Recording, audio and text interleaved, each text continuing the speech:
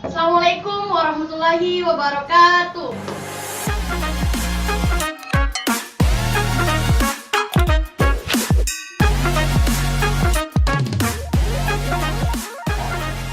Selamat datang di MD Talk episode 2. Jadi kalau di pertama kita mengundang Bapak Dr. Muhammad Idris Usman, di episode kedua ini kita mengundang salah satu guru penggerak terbaik yang ada di Kabupaten Sidrap ini. Siapa lagi kalau bukan Bapak Zulkifli Rahman, SPD. Kabar Bapak? Alhamdulillah baik. Alhamdulillah. Jadi di sini saya mempunyai beberapa pertanyaan yang akan saya letakkan kepada Bapak. Siap. Jadi pertanyaan pertama saya, apa sih guru penggerak itu? Iya.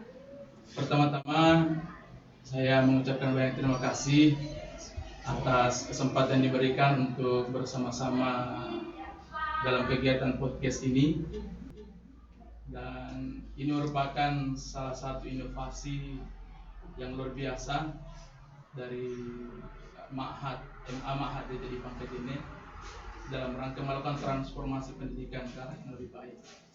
Baik, jadi perlu saya sampaikan kepada kita semua bahwa guru penggerak itu sebetulnya produk. Ya, dia adalah produk dari program pendidikan guru penggerak. Ya. Jadi pendidikan guru penggerak itu diikuti oleh guru-guru yang memenuhi kualifikasi. Ya, jadi ada tahapan-tahapan yang harus dilalui supaya bisa menjadi bagian dari program guru penggerak itu. Nah, lulusan dari pendidikan guru penggerak itulah yang kemudian dinamakan guru penggerak. Ya, jadi istilahnya dalam proses itu CGP, calon guru penggerak, nanti hilang calonnya ketika dinyatakan lulus guru. Begitu. Oke, selanjutnya langkah guru agar bisa menjadi guru penggerak itu bagaimana? Iya. Jadi ada beberapa hal yang harus dilalui baru kemudian kita bisa berproses di pendidikan guru penggerak itu. Yang pertama, dia adalah guru yang aktif. Guru aktif itu ditandai dengan dia terdata di data pokok pendidik, misalnya Dapodik. Ya, di Dapodik itulah yang kemudian tersinkron di aplikasi namanya SIM PKB. Di SIM PKB itulah akan muncul guru yang memang memenuhi kualifikasi. Karena tidak semua, termasuk syaratnya mungkin diantaranya dia harus mengajar minimal 5 tahun. Ya. Kemudian belum cukup 10 tahun sebelum dia pensiun. Nah, itu adalah syarat-syarat yang menjadi syarat-syarat syarat administrasi yang memenuhi kualifikasi untuk mengikuti pendidikan guru penggerak ini. Terus, ya setelah itu dia melakukan pendaftaran. Di item pendaftaran itu ada beberapa hal yang kemudian menjadi sesuatu yang mesti dia lalui. Yang pertama misalnya pengisian biodata, ya formulir biodata. Kemudian ada juga essay. Ada essay yang harus dia jawab sesuai dengan pengalamannya, betul ya. Artinya dia menceritakan dirinya bahwa memang dia layak untuk mengikuti kegiatan pendidikan guru penggerak dengan berbagai pengalaman-pengalaman yang dia alami dalam kurun waktu minimal 5 tahun itu, baru kemudian bisa terpanggil mengikuti kegiatan guru penggerak. Nah, setelah itu ada pengumuman dari Kemendikbudristek Pusat terkait dengan pengumuman hasil yang lolos tahap 1 itu, ya, pengisian kurikulum vitae, menjawab essay. Tahapan kedua ialah praktik mengajar. Ya. Iya. Jadi kegiatan praktik mengajar itu guru yang dinyatakan lolos tahap 1 itu, dia wajib mempersiapkan perangkat ajarnya untuk kemudian dipraktekkan di depan asesor. Ya. Selanjutnya setelah itu, setelah selesai pembelajaran, praktik pembelajaran, dilanjutkan dengan wawancara. Ini wawancara untuk menggali apakah betul sesuai dengan apa yang ada di esai yang ditulis atau tidak. Makanya disitulah pendalamannya nanti digali oleh asesor. Bagaimana kemudian muncullah pernyataan-pernyataan dari calon guru penggerak itu yang menjadi bahan penilaian, bahan pertimbangan oleh tim penilai, tim asesor. Nanti berselang lama kemudian baru kemudian muncul pengumuman. Pengumuman yang memenuhi syarat dan berhak mengikuti pendidikan guru penggerak itu. Pendidikan guru penggerak selama kurang lebih 6 bulan. Oke, selanjutnya kegiatan apa saja yang dilakukan oleh guru penggerak di Istiqlal? Iya. Ya, sebelum kita berangkat, saya ingin menjelaskan sedikit tentang apa-apa yang kita lakukan di proses pendidikan guru penggerak itu. Jadi di pendidikan guru penggerak itu, saya menganggap bahwa ini adalah suatu ikhtiar dari pemerintah dalam rangka menyiapkan guru profesional yang nantinya menjadi agen perubahan. Ya, bagaimana transformasi pendidikan bisa menjadi lebih baik lagi dengan adanya kegiatan pendidikan guru penggerak ini. Artinya, jeblosan pendidikan guru penggerak ini diharapkan mampu menjadi agen perubahan yang nantinya mampu mengaktualisasikan nilai-nilai yang selama ini dipelajari di pendidikan guru penggerak itu. Ya. Di pendidikan guru penggerak itu luar biasa. Saya secara pribadi takjub dan sangat bersyukur bisa menjadi bagian dari program itu. Karena kenapa? Luar biasa memang. Kita betul-betul disiapkan supaya bisa menjadi agen perubahan dalam dunia pendidikan. Mulai dari alurnya saja, alurnya ada namanya alur merdeka. Ya, alur merdeka, alur pembelajaran, alur merdeka. Itu merupakan akronim dari mulai dari diri. Ya, M-nya itu mulai dari diri. Artinya kita dalam proses pendidikan guru penggerak itu diarahkan untuk bagaimana menggali potensi awal kita. Sejauh mana ada pertanyaan-pertanyaan pemantik di LMS itu, jadi kita pembelajaran LMS. Ada pertanyaan-pertanyaan pemantik, itulah yang kemudian menggali sampai di mana pengetahuan awal kita terkait dengan materi yang akan dipelajari. Kemudian kedua ada namanya eksplorasi konsep. Ya, eksplorasi konsep itu kita mengeksplor. Kita ditayangkan video, kita diberikan artikel untuk kemudian kita dalami materi yang akan kita bahas.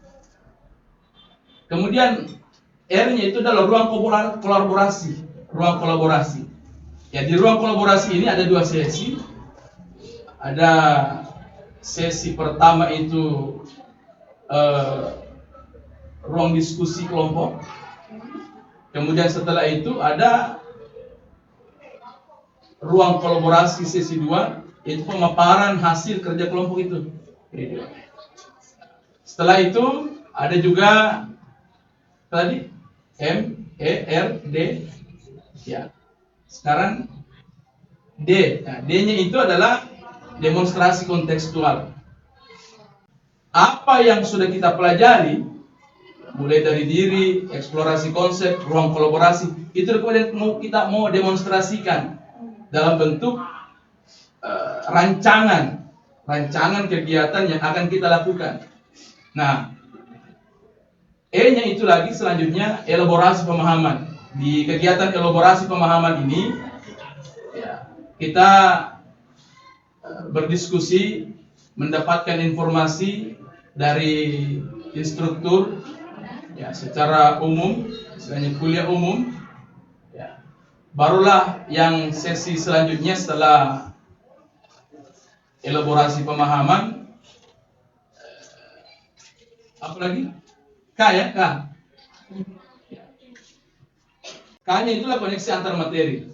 Jadi koneksi antar materi itu bagaimana kemudian kita mampu mengkoneksikan, menghubungkan materi yang telah dipelajari dan materi yang akan selanjutnya. Terakhir aksi nyata. Jadi aksi nyata inilah yang kemudian secara keseluruhan kita mengaktualisasikan apa yang sudah dipelajari. Dan saya pikir model alur pembelajaran ini bisa kemudian kita terapkan dalam dunia pembelajaran kita nantinya. Sangat efektif dan memang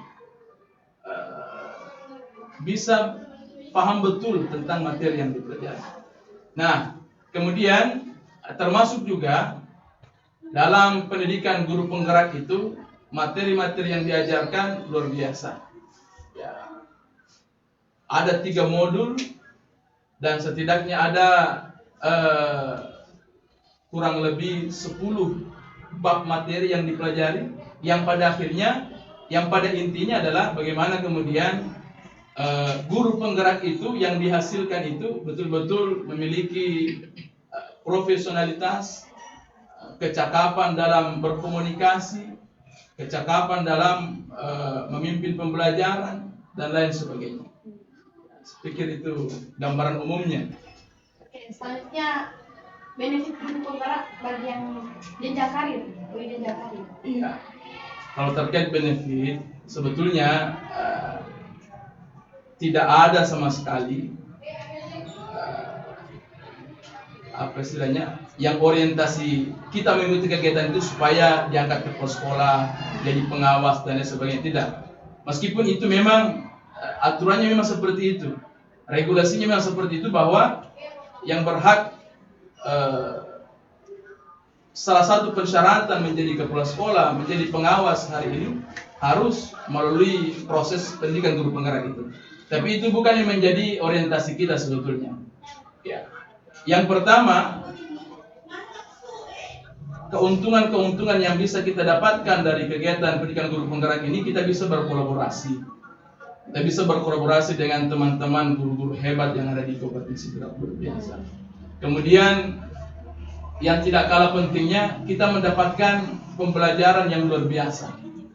Bagaimana melakukan pendekatan emosional, spiritual, sosial, ya. Bagaimana kemudian kita melakukan teknik coaching, ya. Bagaimana kemudian kita merancang pembelajaran yang berorientasi pada peserta didik, dan lain sebagainya. Luar biasa banyak yang bisa kita dapatkan melalui program pendidikan guru penggerak. Ya. Mungkin teman-teman nggak tahu apa itu benefit. Ya. Jadi benefit itu maksudnya mungkin ya konsekuensi ataukah keuntungan-keuntungan, ya, hal positif yang kita dapatkan setelah mengikuti kegiatan guru penggerak. Jadi itu tadi saya katakan, ya, kalau secara karir, ya, memang dalam regulasi yang ada, salah satu persyaratan sekarang ketika hendak menjadi kepala sekolah ya harus memiliki sertifikat itu. Ya, termasuk menjadi pengawas juga demikian. Tapi pada intinya kegiatan pendidikan guru penggerak ini adalah untuk menyiapkan guru agar menjadi agen perubahan dalam rangka transformasi pendidikan yang lebih baik. Itu intinya sebetulnya. Adapun itu kan tugas tambahan yang lain. Bagaimana tanggapan Bapak soal kenakalan remaja? Contohnya anak-anak yang suka merokok, bolos, dan lain sebagainya. Iya. Ini adalah tantangan kita sebetulnya. Ya. Saya merasa prihatin dengan adanya kenakalan-kenakalan remaja. Dan hal itu tentu kita tidak bisa juga hindari. Ya. Karena kenyataannya baik melalui media sosial, ya, pergaulan, termasuk dalam lingkungan keluarga pun menjadi faktor utama sehingga terjadinya hal demikian. Makanya hal yang dibutuhkan dalam hal ini adalah hadirnya kolaborasi, kerjasama yang baik, kesadaran diri dari semua aspek, Sehingga minimalisir, artinya upaya untuk meminimalisir terjadi kenakalan remaja itu bisa terjadi. Mulai dari lingkungan keluarga, ya, termasuk sekolah, pergaulan, itu semua bagian dari ikhtiar-ikhtiar yang kita lakukan untuk menjadi tamen, istilahnya ikhtiar untuk meminimalisir, menghapus tidak mungkin, tapi meminimalisir terjadinya praktik-praktik kenakalan remaja. Mungkin Bapak haus atau snack bisa menyediakan. Oke. Iklan. Silakan masuk. Dikat. Tidak. Ada saya kan? Masuk.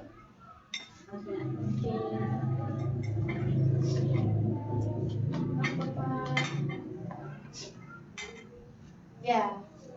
Lihat ke kamera dulu Adel. Ke kamera dulu. Ini kamera aku. Ini namanya kue apa ini? Kue apa namanya ini? Kue hijau itu DDI itu. Kurang orange. Oh iya. Terus terang saja, saya secara pribadi sebetulnya ada kegiatan saya hari ini. Saya sudah 2 kali ditelepon, tapi yang undang saya DDI, ya sebagai warga kader DDI harus siap untuk itu. Nah, saya melihat bahwa siapa yang mengabdikan diri di DDI, maka di situ ada berkah. Amin. Makanya bersyukurlah kalian semua yang berada dalam lingkungan DDI. Jangan bosan melakukan pengabdian hal sekecil apapun, karena di situ ada barakah. Termasuk yang kita lakukan hari ini, insya Allah ada nilai barakah. Amin. Silakan diminum Pak. Siap. Terima kasih. Saya juga minum. Jangan malu-malu gila.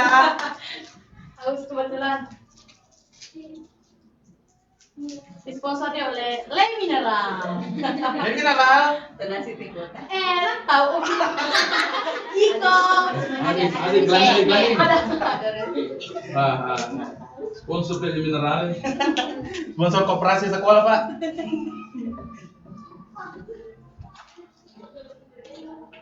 Iya. Oke. Selanjut. Siap. Oke.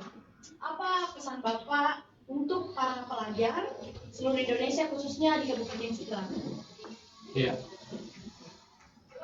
Pesan saya kepada seluruh pelajar bahwa jangan pernah kita sia-siakan momentum berbahagia kita dalam berproses.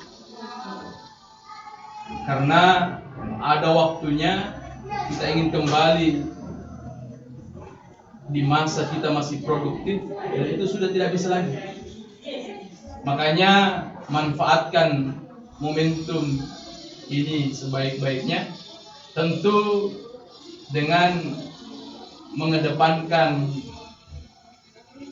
akhlak, perilaku, karakter kita perbaiki. Kemudian jangan pernah berhenti untuk belajar. Jangan pernah berhenti untuk mencoba sesuatu hal yang baru, berinovasi. Dan yang terpenting juga adalah bagaimana kemudian kita menjaga hubungan kita dengan Sang Pencipta Allah Subhanahu wa Ta'ala. Boleh tanya profilnya? Ya. Mulai dari mana saja pernah mengajar, di mana dulu TK sampai kuliah, lalu sampai sekarang jadi kepala sekolah. Ya. Innalillah. Ya. Jadi saya TK di TK Anida. Di depannya. Iya. TK Anida Pangkat Jene. Oke. Saya alumni tahun 94. Sudah belum lahir. 94. Kemudian SD 4 Pangsit. Dekatnya Pantesuan itu. Oh. SD 4 Pangsit. Tahun 98. tahun 2000 sampai tahun 2000.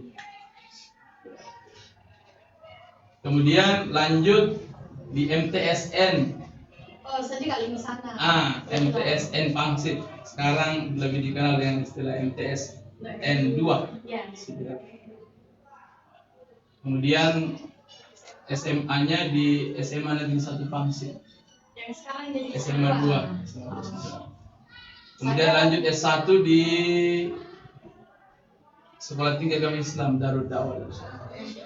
Stay di Pampet ini. Selesai tahun 2011, lanjut S2 di Universitas Muslim Indonesia Makassar. Tamat tahun 2015. Kemudian ditakdirkan lanjut lagi sekolah insyaallah. Amin. Belum tadi sama ngajar di mana? Iya, mengajar. Kalau pengalaman mengajar, ya saya paling lama mengajar di TPA. Taman Pendidikan Al-Quran di TPA Al-Istiqamah Masjid Agung. Sejak SMA kelas 2 tahun 2005 mulai sampai sekarang masih aktif. Saya juga pernah diajak oleh salah satu senior DDI mengajar di SD Mojong dekat Danon sana. Hanya bertahan 1,5 bulan. Kenapa tuh? Ya, selain jaraknya, memang masih aktif-aktifnya kuliah kala itu. Tahun 2009, sementara kuliah juga, saya berbeda haluan dari dunia pendidikan. Saya mengikuti, saya mendaftarkan diri sebagai petugas pintu air. Maksudnya apa tuh? Ya, petugas pintu air itu yang mengelola, yang mengatur air saluran air, pengairan. Seluruh provinsi berapa? Yang masing-masing ada wilayahnya kan, saya ada wilayah. Oh. Saya di wilayah saya di Amperita. Oh. Ya, pengatur pintu air sampai 2013. Baru 2013 itu saya dipanggil oleh guru saya, Bu Haja Mudia. Beliau sakit. Beliau akhirnya memanggil saya untuk membantu beliau mengajar di SMA Negeri 1 Pangsit. Setelah proses pengabdian diri sebagai tenaga honorer sampai tahun 2018. Di tahun 2018 itulah ada pendaftaran CPNS, dan saya mencoba untuk ikut di formasi tahun 2018 itu, dan alhamdulillah saya ditakdirkan untuk menjadi salah satu yang lolos dan ditempatkan di SD 5 Benteng. Jadi guru pendidikan agama Islam di tingkat SD, dari SMA SD. SD 5 Benteng, 3 tahun mengajar, ada program pendidikan guru penggerak. Saya mengikuti kegiatan itu. Pada akhirnya selesai tahun ini selesai. Inginnya mengaktualisasikan apa yang sudah dipelajari, tapi ternyata oleh Bapak Pimpinan, Bapak Kepala Dinas Pendidikan dan Kebudayaan memberikan amanah tanggung jawab untuk sebagai pelaksana tugas di PTSD Negeri 10 Benteng, karena poskonya pensiun bulan Mei bulan Mei, dan tanggal 11 Agustus kemarin diberikan SK definitif oleh Bapak Kepala Dinas, dan saya pikir ini bagian dari pengabdian. Saya tidak bisa menolak, karena ini adalah bagian dari pengabdian dan merupakan konsekuensi yang harus kita jalani. Ya, kita sambil belajar juga menimba pengalaman-pengalaman dari senior-senior dan lain sebagainya. Oke. Pak, kalau boleh tahu cita-cita awalnya Bapak jadi apa? Kalau saya cita-citanya sebetulnya memang dari dulu saya ingin jadi guru. Oh. Karena saya ingin jadi guru, saya menganggap bahwa guru itu di dunia wal akhirah. Urusan dunia juga, ya urusan akhirat juga. Tapi semua pada prinsipnya apapun pekerjaan kita itu, selama itu halal, baik untuk kita semua, begitu dunia akhirat semua. Cuma kecenderungan saya kan, karena saya memang jiwa saya di dunia pendidikan, maka saya katakan bahwa profesi terbaik hari ini menurut saya adalah menjadi guru. Hidup guru. Oke. Baiklah, terima kasih banyak Bapak atas kehadirannya di MD Talk. Siap. Episode kedua. Kami sangat senang sekali atas kedatangannya. Semoga Bapak panjang umur Amin. dan Amin. bisa mengabdi buat anak bangsa. Amin. Insyaallah. Ya guys, terima kasih semua yang sudah menonton. See you the next video. Bye bye. Assalamualaikum warahmatullahi wabarakatuh. Waalaikumsalam.